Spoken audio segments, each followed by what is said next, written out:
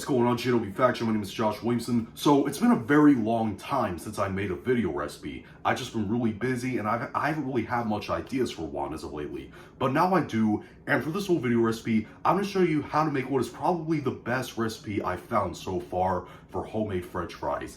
Very easy to make and they taste amazing, so let's get started.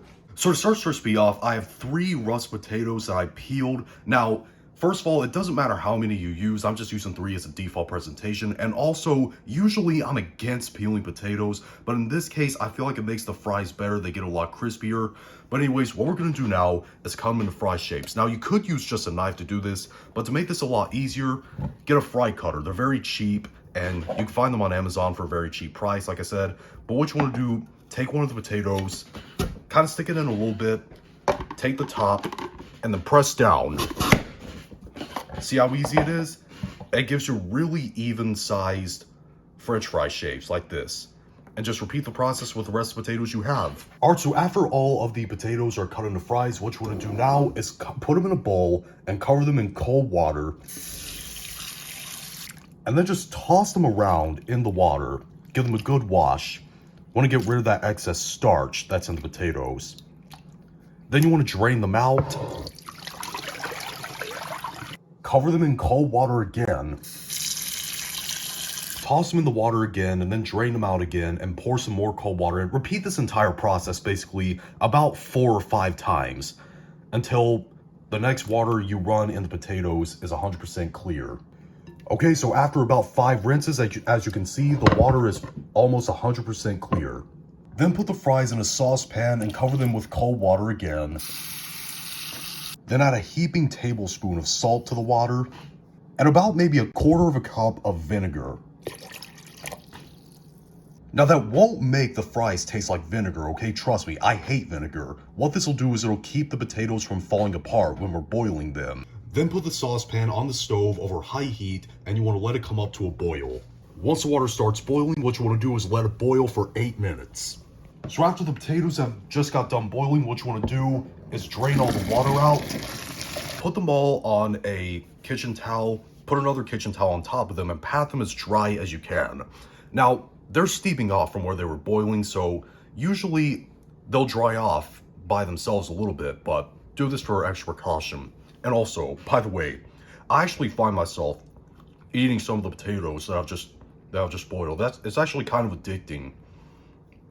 You know, because they were actually boiled in the salted water, they're actually pretty addicting, so you may end up doing it too. Now it's time to fry the potatoes. Now, first of all, get your deep fryer filled with oil. This is peanut oil, by the way. Or if you don't have one of these, just get like a wok or a deep saucepan filled up with oil and get one of those food thermometers and put it in. And you want to preheat the oil to 300 degrees Fahrenheit or 150 degrees Celsius. To put some of the potatoes in the fryer basket, and when your oil is preheated, drop it in, and you want to let it fry for about 5 to 7 minutes. So this right here is what the fries should look like right now. First of all, you want to repeat that process with the other fries you have.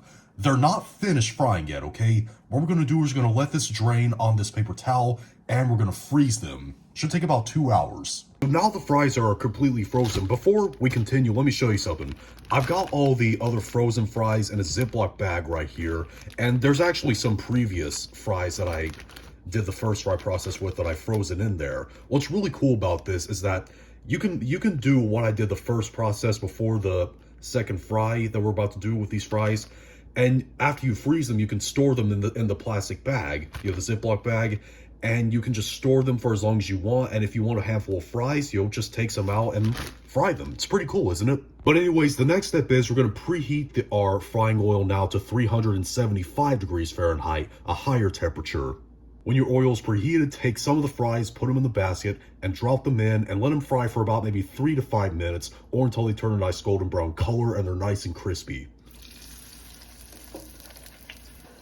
These are perfect. Then put the fries on a plate lined with paper towels and then season them a little bit with salt. Now you can add other seasonings if you want to, but just make sure that you add the salt first. Salt is non-negotiable. Then just toss it in to make sure that all the fries are coated in the salt. Alright, our french fries are done. Like I said, they were really easy and simple to make. Yeah, they were time consuming, but in the end, it's all well worth it because as far as homemade french fries go, these are probably the best I've ever tried. Listen to this crunch. They taste great, they're perfectly crunchy without being burnt, and like I said, you can season these with anything you want, but make sure you add salt first. Salt is non-negotiable. But if you tried these out, leave in the comment section down below and tell me what you thought, whether you liked it or you hated it. If you liked this video, thumbs up, hate this video, thumb it down, and be sure to subscribe to become a member of the JW faction on a journey to 10,000 subscribers. See you later.